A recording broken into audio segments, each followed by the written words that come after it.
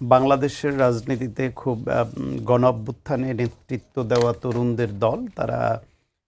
যদিও যেটা ফরিদ ভাই বলেছেন যে যে সিদ্ধান্ত নিয়েছে এটা সুদূর প্রসারী প্রভাব কতটা ভালো হবে না খারাপ হবে সেটা সময় বলবে। আমি ব্যক্তিগতভাবে এনসিপি যেরকম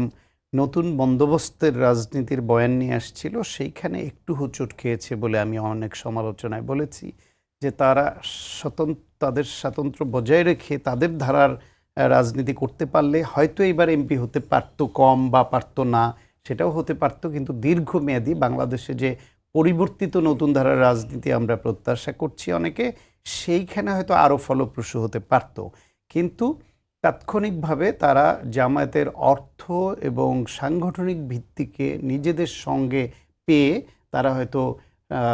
এমপি হওয়ার দৌড়ে এগিয়ে গেছে। এখন সময় বলবে যে জামায়াতের সঙ্গে তাদের এই যে লেপ্টে থাকাটা কত বেশি দীর্ঘায়িত হয় এবং তাদের উপর কতটা জামায়াতের প্রভাব পড়ে, অথবা নিজেরা এমপি হওয়ার পরেও দলগতভাবে নির্বাচনী যে ঐক্য ছিল সেটাকে রাজনৈতিক ঐক্যে রূপান্তরিত না করে স্বতন্ত্র রাজনীতির দিকে আবার যেতে পারে কিনা বা জামায়াতের হাত থেকে সেই ছাড়টুকু পায় কিনা সেটার উপর অনেক কিছু নির্ভর করবে।